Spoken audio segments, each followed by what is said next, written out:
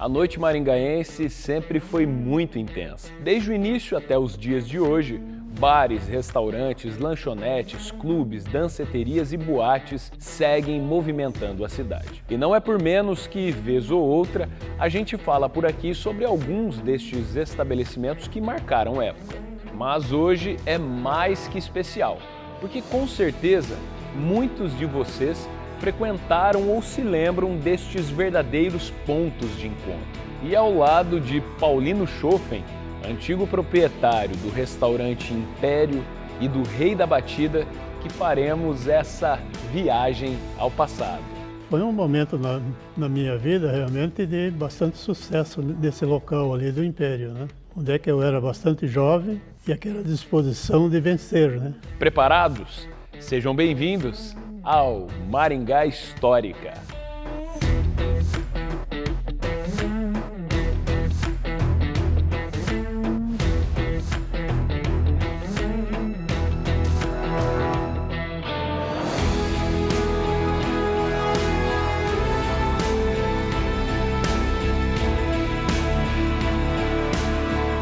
A biografia de Paulino Schoffen se conecta com a história da gastronomia maringaense da década de 1970 até o início dos anos 2000.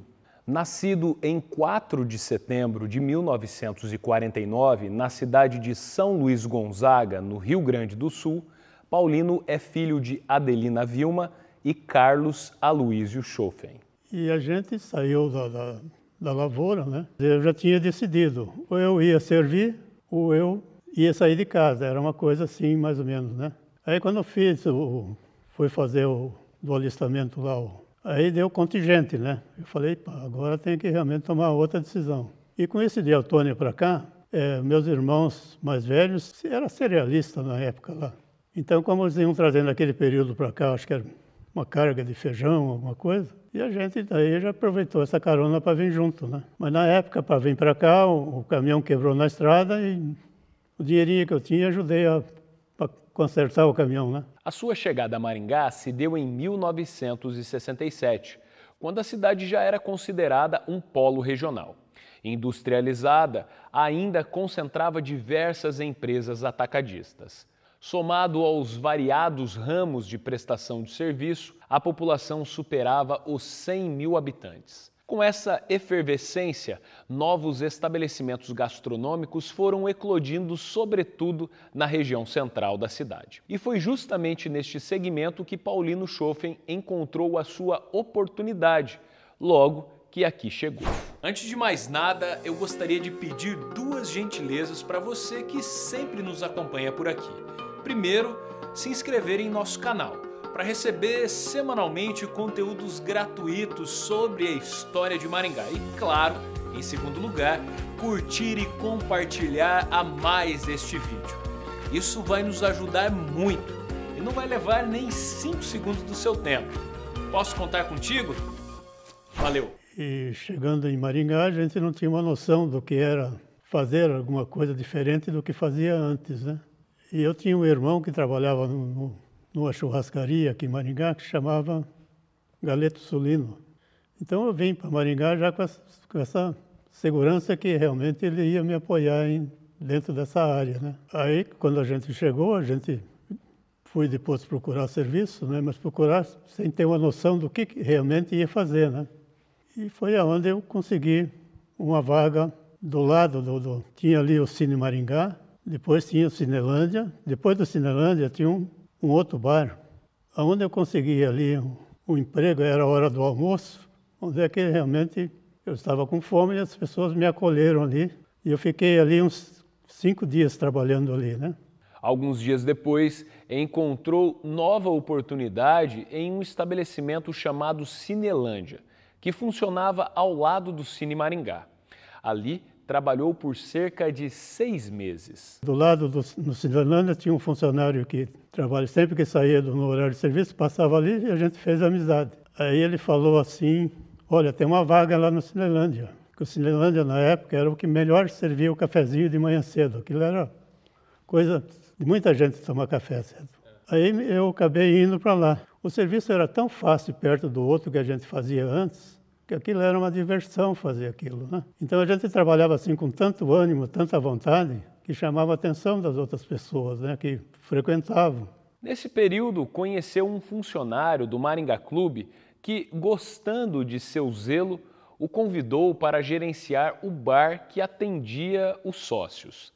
Mais tarde, Paulino compraria e administraria o bar do clube ao longo de 2 anos. O que tinha mais, vamos dizer assim, de todo dia mesmo, era a parte de jogo de baralho, né, dos associados, né?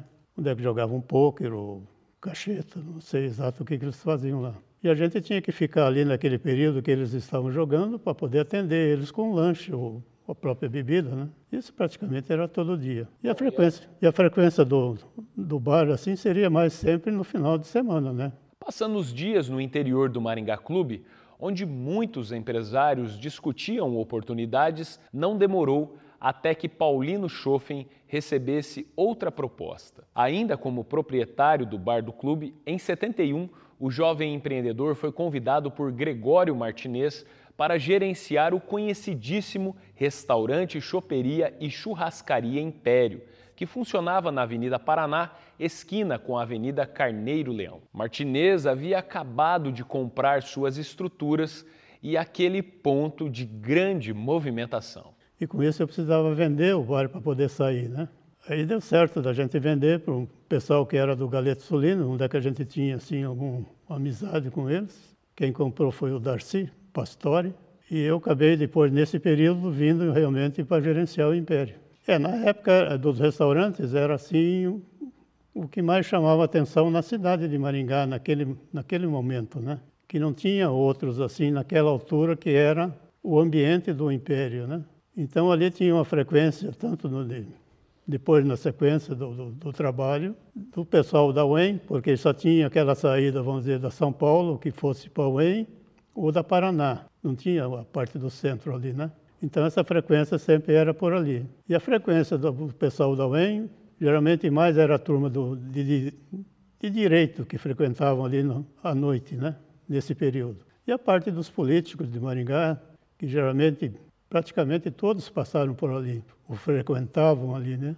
Depois de 1 ano, aproximadamente, Gregório Martinez propôs a venda do restaurante Império a Paulino, que aceitou de imediato. Acertados os detalhes da aquisição, convidou o irmão Afonso Schoffen para auxiliar na administração do novo negócio. E do volume de funcionários, que geralmente funcionava entre 12 a 15, geralmente a gente abria 9 horas da manhã e não tinha um horário para fechar, né? 2 horas, às vezes mais, um pouco menos. Então tinha esses horários, né? E ali no Império, então era assim, tinha 2 colunas, onde é que tinha 2 chopeiras. Eu acho que na época era só nós que tínhamos chopp ali, porque tinha que ter uma câmara fria para guardar os barris ainda eram de madeira. E nessa parte do chopp, então eles eram ainda lacrados com rolhas. E para você trocar o barril, vamos dizer assim, você tinha que ter muito cuidado e batendo assim para a rolha ir baixando, para depois você torcer e não deixar vazar, né? Isso era tão